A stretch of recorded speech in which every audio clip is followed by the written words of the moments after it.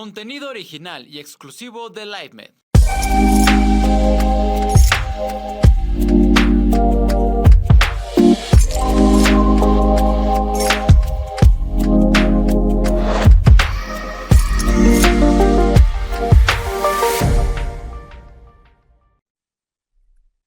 Hola, hola, ¿qué tal? Soy la doctora Brenda Rodríguez, trabajo en el Hospital Español de México en el servicio de urología. Bueno, un poquito acerca de mí, soy egresada de la Universidad Nacional Autónoma de México, tengo una especialidad en cirugía general realizada en el Hospital Español de México, urología también en el Hospital Español de México y actualmente cursando una maestría en prácticas educativas e innovadoras en el Centro de Estudios Superiores en Educación.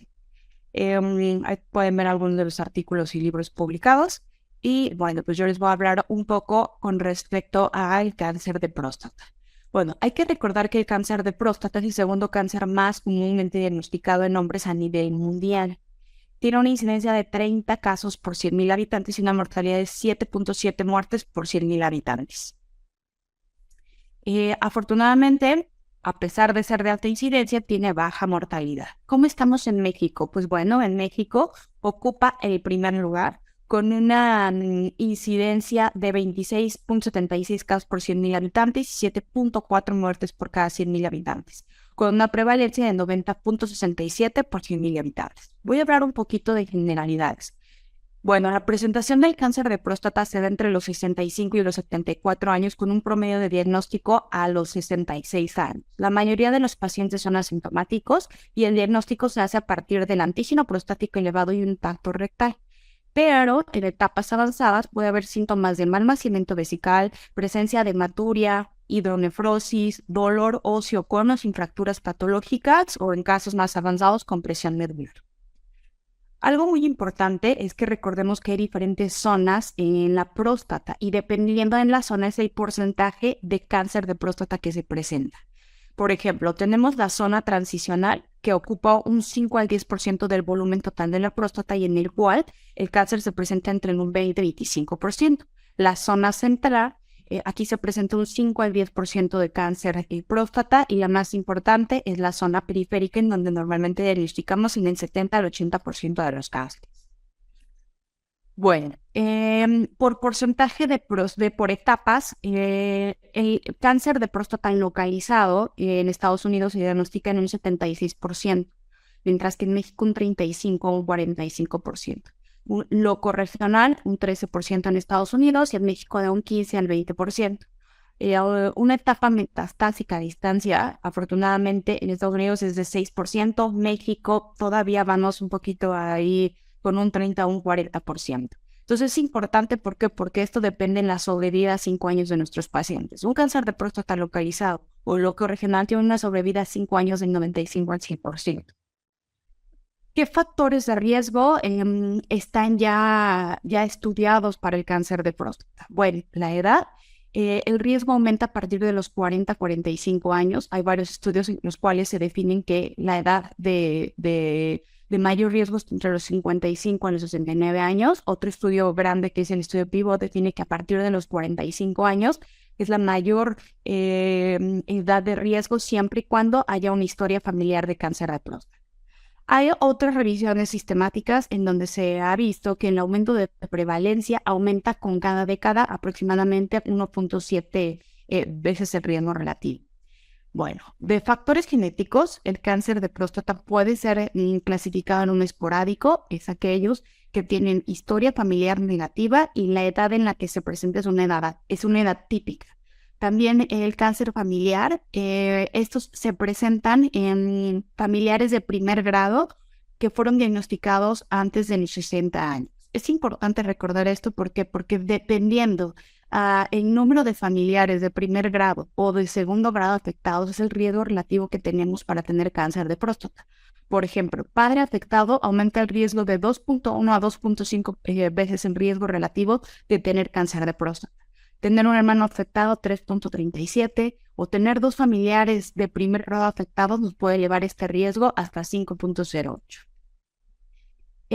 Afortunadamente, el cáncer de próstata hereditario se presenta solo en el 9% de la población y este está definido en pacientes que tienen más de 3 miembros de primer grado afectados por cáncer de próstata o cáncer de próstata en 3 generaciones o 2 familiares de primer grado o segundo grado afectados a una edad precoz, es decir, antes de los 55 años. Otros factores genéticos bien estudiados son las mutaciones en los genes BRCA2, ya que estos aumentan de 2 a 6 veces el riesgo de cáncer de próstata, mutaciones en el checkpoint 2 o el síndrome de Lynch. El hecho de ser pacientes con raza africana aumenta el riesgo de probabilidad de desarrollar cáncer de próstata y aumenta la posibilidad de diagnóstico en estadios más avanzados y edad más temprana. Otros factores que ya están siendo estudiados es el síndrome metabólico, el cual se ha visto que la hipertensión y una circunferencia abdominal por arriba de 102 centímetros se asocia con un riesgo significativo de cáncer de próstata. La obesidad también se ha visto que es un factor de riesgo. En alto consumo de alcohol o al contrario, la abstinencia, también hay mayor riesgo de cáncer de próstata y aumento de la mortalidad de cáncer específica. El hecho de trabajar de manera nocturna, por ejemplo, vigilantes o pilotos, también aumenta el riesgo relativo de 2.8 a 2 aproximadamente, y el tabaquismo aumenta el riesgo relativo de 1.4 veces de muerte por cáncer de próstata. ¿Qué puedo decir con respecto a los factores preventivos? Bueno, pues actualmente no se puede emitir una recomendación definitiva respecto a medidas preventivas dietéticas para reducir el cáncer de próstata. Bueno, entonces hasta aquí algo que nos queda es el screening o la detección de cáncer de próstata. Esta es una prueba aplicada a la población asintomática para poder detectar de manera oportuna el cáncer de próstata. El objetivo de este screening es la reducción de la mortalidad de cáncer de próstata, mantener una buena calidad de vida. El screening nos ayuda a diagnosticar el cáncer de próstata 1.3 veces antes que en pacientes que no se realiza el screening. La detección del cáncer de próstata localizado con el screening aumentó a 1.39 y se ha diagnosticado menos cáncer avanzado gracias a esta detección oportuna. La disminución de la mortalidad también ha disminuido de un 21 a 49%. Entonces, la importancia de hacer un screening. ¿El screening cómo se hace? Bueno, pues se hace con tacto rectal y antígeno prostático. El tacto rectal tiene una sensibilidad y especificidad menos del 60%. Entonces no debe de ser usado como una prueba diagnóstica única. Debe estar acompañado de un antígeno prostático. Aproximadamente el 18% de los pacientes con cáncer de próstata se va a detectar mediante un tacto rectal sospechoso e independientemente del nivel de antígeno prostático. El 70% de cáncer de próstata ya habíamos dicho que se localiza en la zona periférica. Por ende, el tacto rectal se puede ayudar a detectarlo siempre y cuando el volumen del tumor sea mayor a 0.2 milímetros. Cuando es sospechoso en tacto rectal, tenemos un 15 a 25% de diagnosticar cáncer de próstata con una biopsia transrectal de próstata. Ahora, vámonos al antígeno prostático. Bueno, pues el antígeno prostático es una serina proteasa producida por las células epiteliales de la próstata de las glándulas periuretrales. Lo que se encarga el antígeno prostático es la licuefacción del coágulo seminal. Su vida media es entre 2.2 a 3.2 días de 3.2 días. Esto es importante porque nosotros, una vez que se le da el tratamiento al cáncer de próstata, tenemos que esperarnos 10 vidas medias para ver si realmente el tratamiento funcionó o no. El antígeno prostático, el 85% se va a pegar a ciertas proteínas y un 15% va a quedar de manera libre. Todo esto va a formar el antígeno prostático total. Esto es importante porque nosotros vamos a solicitar un antígeno prostático. Si este antígeno prostático nos causa cierta duda, ahorita lo voy a comentar más adelante, vamos a nosotros a hacer mano del antígeno fracción libre. Entonces, les voy a poner aquí una tablita. Estos son los valores del antígeno prostático y la probabilidad que tiene el paciente de tener cáncer de próstata con un tacto rectal anormal. Es decir, si yo tengo un valor bajo de antígeno prostático, con un tacto anormal tengo el 15% de posibilidad de tener cáncer de próstata. Entre un 4 y el 10, que esta es la zona dudosa, que nosotros la llamamos como zona gris, tenemos un 40%. Cuando estamos dentro de esta zona, que es la zona gris, nosotros necesitamos pedir una fracción libre. Esta fracción libre, entre más baja sea, mayor posibilidad de tener cáncer de próstata. Entonces, de nada sirve pedir una fracción libre de antígeno prostático cuando nuestro valor de antígeno prostático está por arriba de los 10 nanogramos sobre mililitro. Entonces, solamente la fracción libre nos va a servir en la zona gris. Bueno, ¿y cuándo iniciamos el screening? Bueno, dependiendo de las guías en las que nos basemos, por ejemplo, las guías americanas, en 2018 nos dicen, primero hay que clasificar a nuestros pacientes en aquellos que tienen un riesgo promedio, aquellos que tienen un riesgo alto o aquellos pacientes que tienen muy alto riesgo. Y tener en cuenta la esperanza de vida de más de 10 años en cada uno de los pacientes para iniciar este screening. Si mi paciente tiene un riesgo promedio, según la americana, puedo empezar a partir de los 55 años. La NCCN del 2023 recomienda a partir de los 45 años y las guías europeas a partir de los 50 años. Pero si mi paciente es uno de alto riesgo, que llamamos alto riesgo, que tenga historia familiar o que sea ascendencia africana, las guías americanas dicen empezamos a partir de los 40. La NCCN dice historia familiar, ascendencia africana o una probable mutación, empezamos a los 40. Y las guías europeas 2023 dice de alto riesgo cuando tiene historia familiar o ascendencia africana y vamos a iniciar a los 45 años. O muy alto riesgo cuando hay una mutación del BRCA2 y aquí nos vamos a iniciar en el screening a partir de los 40 años. ¿En qué momento se detiene el screening? Bueno, las guías americanas dicen a partir de los 70, pero es importante individualizar. La NCCN nos dice individualiza a tu paciente y las guías europeas nos dicen siempre y cuando tengamos menos de 15 años de esperanza de vida o nuestro paciente tenga un estado funcional alterado. ¿Vale? ¿Y cuáles son las pruebas que se realizan? Antígeno prostático con o sin tacto rectal. Las guías europeas sí recomiendan antígeno prostático más el tacto rectal. Bueno, yo sé que esto es como todo un mar gigante de información, pero esto es un algoritmo a cómo vamos a guiar un poquito a nuestro paciente. Bueno, lo primero es ver si tiene alguna historia familiar, tanto de cáncer como de próstata, como algún otro tipo de cáncer, si tiene ascendencia afroamericana, si está utilizando algún medicamento que altere o modifique los valores de antígeno prostático. ¿Cuáles son aquellos medicamentos que pueden alterar el antígeno prostático? Los inhibidores de la 5-alfa reductasa, como el finasteride y el dutasteride, porque se ha visto que reducen el antígeno prostático en un 50%. Una vez que yo ya hice esto, identifiqué a este paciente, puedo hablar con él y hablar con respecto a los riesgos y los beneficios de empezar el screening.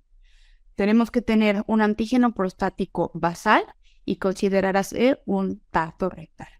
A partir de esto yo puedo clasificar a mis pacientes. Aquellos pacientes que tienen un riesgo normal, igual de la población, entre 45 a 70 años, pero tienen un antígeno bajo con un tacto rectal normal, bueno, entonces nada más le voy a dar seguimiento entre 2 a 4 años, en intervalos de 2 a 4 años. Si es un paciente que tiene entre 40 y 75 años, pero tiene un riesgo elevado, ya sea porque tiene ascendencia africana, porque tiene mutaciones de la línea germinal o porque tiene historia familiar sospechosa, bueno, aquí voy a tomar el punto de corte menos de 3 con un tacto rectal normal. Entonces lo que yo tengo que hacer es estar pidiendo el screening a estos pacientes en lugar de cada 2 a 4 años, de 1 a 2 años. O sea, voy a tener más apego con ese paciente porque tiene alto riesgo de tener cáncer. Ahora bien, si este paciente tiene un antígeno prostático por arriba de 3 o tiene una alta sospecha de alguna tumoración en tacto rectal, entonces ya tengo que estar pensando en las indicaciones de biopsia. Ahora bien, en los pacientes mayores de 75 años, con un antígeno prostático menor a 4 y un tacto rectal normal, entonces les voy a dar seguimiento cada 1 a 2 años. Si es un paciente con más de 75 años, con un antígeno prostático por arriba de 4, o porque es muy sospechoso el tacto rectal, también tendré que revisar cuáles son las indicaciones de biopsia. Bueno, entonces, antes de realizar alguna biopsia, hay que tener en cuenta lo siguiente. Hay que repetir el antígeno prostático en las mismas condiciones que se realizó. Si no se hizo un tacto rectal, realizar el tacto rectal y tratar de descartar cualquier patología prostática benigna que pudiera estar alterando mi antígeno prostático. Si ya hice esto, lo que sigue es verificar si a lo mejor puedo tener acceso a una resonancia multiparamétrica, sobre todo si tengo la duda entre realizarle o no realizarle la biopsia a nuestro paciente o considerar algunos biomarcadores. Actualmente lo ideal es tener una resonancia multiparamétrica y a partir de ahí, junto con la densidad del antígeno prostático, tomar la decisión. Si hay una indicación absoluta como una tumoración palpable muy evidente, no tengo que realizar la resonancia magnética multiparamétrica. Pero si tengo un tacto rectal normal y además tengo un antígeno prostático medio limítrofe, entonces ahí sí echamos mano de la resonancia multiparamétrica y a partir de ahí yo puedo clasificar a mi paciente en un alto riesgo o un bajo riesgo y por ende realizar o no una biopsia. Bueno, nada más para que sepan un poquito, la resonancia multiparamétrica lo que hace es checar la morfología de la próstata en T2, ver qué tanto capta y se elimina el contraste en el tejido prostático y qué tanto hay dentro de la difusión o qué tanta difusión tiene dentro de la tumoración. A partir de estos elementos se da una calificación que son los famosos PIRADS, en donde un PIRAD 5 es altamente sospechoso de cáncer, ¿vale? Entonces, a partir de un PIRAD 3, 4 o 5 ya podemos tomar la decisión si es necesario realizar o no una biopsia de próstata. Bueno, las guías europeas actuales comentan, a ver, tener un PIRADS de 1 a 2 en un paciente que tiene una densidad de antígeno prostático baja, es decir, la densidad de antígeno prostático es la cantidad de antígeno prostático que se produce por gramo de próstata, es decir, divido el antígeno prostático en el volumen total de mi próstata y yo puedo decir que mi paciente es de bajo riesgo si este es por abajo de 0.10, de riesgo intermedio si es de 10 a 0.15 o si es de riesgo alto por arriba de 20. Cuando yo conjugo el resultado de la resonancia multiparamétrica y de la densidad, entonces yo puedo tener una posibilidad de riesgo significativo en mi paciente. Por ejemplo, a partir de un PIRADS 3, tenemos la duda de biopsiamos o no a nuestro paciente. Si este paciente tiene un PIRADS 3, pero tiene una densidad elevada, yo tengo un 29% de riesgo de que mi paciente tenga un cáncer de próstata. Entonces ya ahí tendría que individualizar. Ahora bien, un PIRADS 4 o un PIRADS 5, estos ya tienen, ya se considera realmente hacer biopsia por el riesgo que tenemos de cáncer, un 54, un 69 y un 77%. Bueno, ya cuando tenemos la indicación de biopsia hay que tomar siempre en cuenta en la edad de mi paciente, en las comorbilidades, las consecuencias terapéuticas y estratificar el riesgo que puedo tener por realizar la biopsia. Normalmente las biopsias se hacen de manera sistemática, si no hay alguna imagen como una resonancia multiparamétrica previa, y aquí está indicado hacer biopsias bilaterales desde el ápex hasta la base, lo más posterior y lateral posible para poder detectar la tumoración o el cáncer de próstata.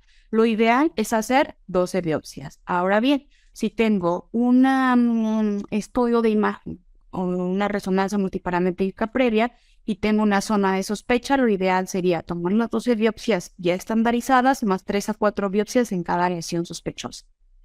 Ahora, ¿cómo se toman las biopsias? Bueno, si mi paciente tiene la indicación para realizar una biopsia y es factible realizar una biopsia transperineal, se recomienda hacer esta biopsia transperineal. Si no hay acceso a este tipo de biopsia, se puede hacer todavía una biopsia transrectal. No es de primera elección, pero se puede realizar. ¿Cómo preparamos a los pacientes para una biopsia específicamente transrectal?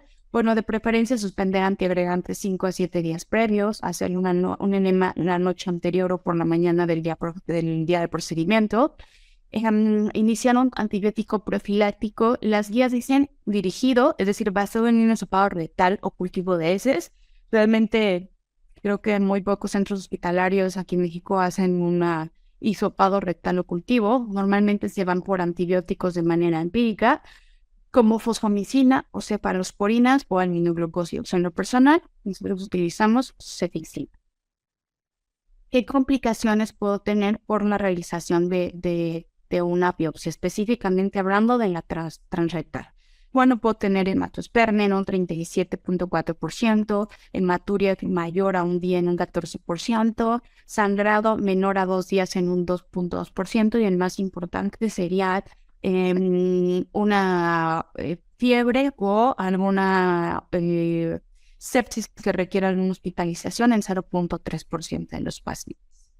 Bueno, una vez que tomamos la biopsia, ¿qué nos debe reportar el patólogo? Bueno, si hay cáncer o no hay cáncer, si hay un carcinoma intraductal con invasión, con un carcinoma invasivo, si hay una proliferación intraductal atípica, si hay atipia, si hay una neoplasia intraepitelial de alto grado o si prácticamente es benigno. Si nuestro paciente obtenemos un resultado con cáncer, bueno, pues el patólogo nos debe decir el tipo de cáncer, el grado de Gleason, primario y secundario, el ISU, ahorita les voy a explicar un poquito qué es el ISU, el porcentaje de cáncer de alto grado de manera global. Nos tiene que decir también la extensión del carcinoma en milímetros o en porcentaje de cilindro, cuántas biopsias fueron positivas, la presencia o no de una invasión extraprostática, la invasión de conductos eyaculadores o invasión a vesículas seminales o invasión linfovascular. Bueno, recordemos que en cáncer de próstata tenemos score de Gleason y este nos va a decir qué tanta diferenciación o no de la glándula tiene nuestro tejido. Como era un poco confuso, actualmente tenemos el patrón ISU, que lo que hace es, cuando tiene un Gleason de menos o igual a 6, se considera un ISU de 1. Cuando es de 7, pero por un patrón 3 más 4, se considera un ISU 2. Cuando es un 4 más 3, se considera un ISU 3. Y cuando la suma de Gleason es 8, se considera 4. Y cuando es de 9 o por arriba de 9, se considera 5. Esto es de suma importancia porque esto nos va a decir, más o menos, nos va a ayudar a estadificar a nuestro paciente en grupos de riesgo. Una vez que tengamos estos grupos de riesgo, nosotros vamos a pautar el manejo y el seguimiento que se le va a dar a nuestro paciente. Bueno, yo sé que también esta es una diapositiva muy cargada. Recordemos que el TNM es el que nos estadifica a nuestro paciente. Tenemos un estadio clínico. Un T1A es aquel que se encuentra de manera incidental en menos del 5% de una resección transuretral de próstata. Un T1B es cuando se encuentra más del 5% del tejido resecado por otra causa como un crecimiento prostático. Un T1C es cuando yo le hago una biopsia a mi paciente y encuentro cáncer de próstata sin en el tacto rectal haber sentido alguna tumoración. Un T2 se clasifica en T2A cuando involucra menos de la mitad de uno de los lóbulos. Un T2B cuando involucra más del 50% de uno de los lóbulos por tacto rectal. Un T2C cuando es involucro de ambos lóbulos. Un T3 es cuando ya es un tumor extraprostático. El A, cuando puede ser uni o bilateral. El 3B, cuando ya afecta vesículas seminales. Y el T4, cuando ya es un tumor fijo que invade otras estructuras. ¿Sale? Y esto por tacto rectal. Bueno, a ver. Una vez que tengamos el diagnóstico por biopsia, nosotros tenemos que estar muy atentos al grado grupo, al antígeno prostático, el porcentaje de cilindros afectados, porque a partir de esto yo voy a clasificar a mis pacientes en muy bajo riesgo, en bajo riesgo, en un riesgo intermedio favorable o un riesgo intermedio desfavorable, alto riesgo y muy alto riesgo. Esto es muy importante porque a los pacientes de bajo riesgo o muy bajo riesgo les voy a dar un tipo de tratamiento. A los de intermedio, el seguimiento o para tratar de estadificar va a ser diferente. Por ejemplo, un riesgo intermedio, a ellos no necesariamente les tengo que hacer una imagen ósea, solamente una imagen de pelvis y abdomen, si a través de unos nomogramas, que nosotros hacemos unos cálculos para ver qué tanto probabilidad hay de invasión ganglionar o no. Entonces aquí, en estos pacientes, sí tengo que hacer estos cálculos para ver qué tanto se van a invadir los ganglios linfáticos y ver si nos va a ayudar o no tener una imagen de pelvis y abdomen. pero en un riesgo intermedio, alto o muy alto, sí tengo que hacer una imagen ósea y tejidos blandos porque hay alto riesgo de que no sea una enfermedad organizada. Yo sé que está un poquito complicado. A ver, entonces en un riesgo bajo no necesito realmente tener ni imagen ósea ni imagen ganglionar, específicamente abdomen y pelvis. Pero como les había comentado, un riesgo intermedio desfavorable y a partir del alto riesgo sí necesito tener bien documentado a mi paciente. Bueno, me voy a saltar un poquito esta parte y me voy a ir al tratamiento. A ver, yo sé que está un poquito complicado. En un paciente con muy bajo riesgo, que tiene una esperanza de vida de más de 20 años, tengo 3 opciones terapéuticas. Número 1, una cosa que se llama vigilancia activa, que les voy a explicar un poquito. Este significa que está tan de bajo grado o riesgo mi paciente que simplemente le voy a dar seguimiento y en cuanto este pase de nivel, entonces yo ya podría darle un tratamiento más específico. El objetivo de esto es disminuir la toxicidad del tratamiento, ¿vale? Entonces sí es válido tener esta vigilancia activa en nuestro paciente y una vez que aumente de nivel podemos ya hacer algo más. Otro de los tratamientos que se le da es radioterapia o una prostatectomía radical. Pero vean la importancia de tener en cuenta la esperanza de vida de nuestros pacientes. Si mi paciente tiene una esperanza de vida entre 10 a 20 años aproximadamente, también puede entrar, como ya les había comentado, a la vigilancia activa o ofrecerle este esquema de tratamiento.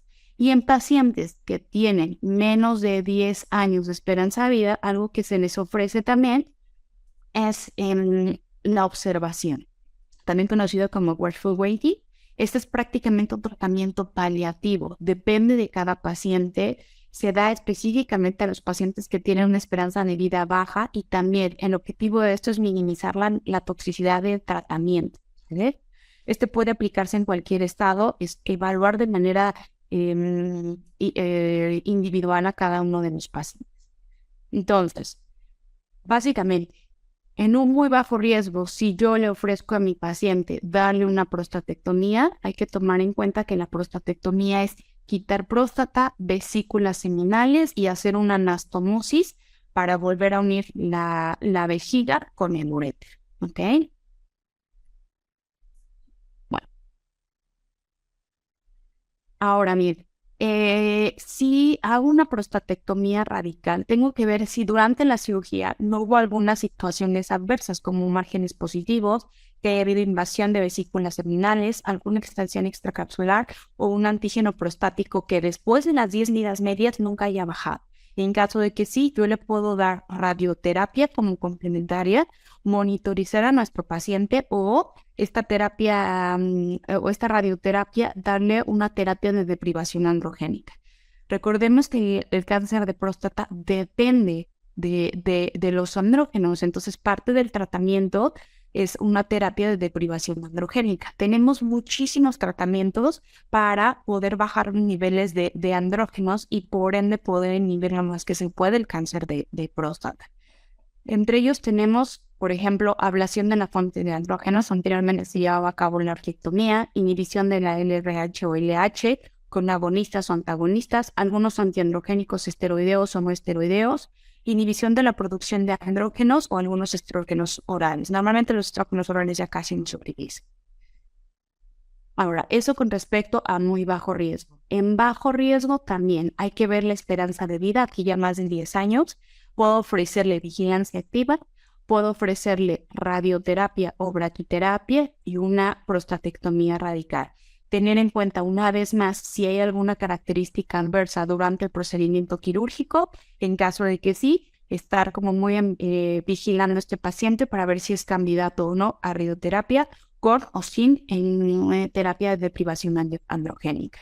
O si en la esperanza de vida en pacientes menos de 10 años, tener un watchful waiting. Observación. ¿Vale?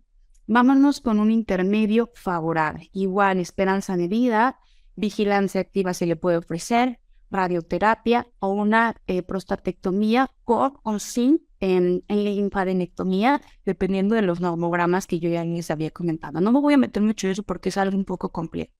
Si la esperanza de vida de mi paciente es entre 5 a 10 años, bueno, pues también puedo dar radioterapia o simplemente observación.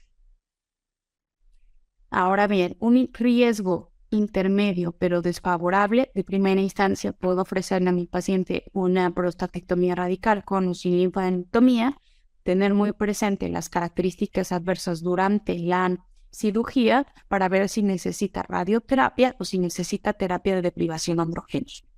¿Sale? En pacientes con alto riesgo o muy alto riesgo, lo que hay que ver es si tienen una esperanza de vida mayor a 5 años o si tienen síntomas importantes para poder ofrecerles radioterapia más deprivación de terapia androgénica.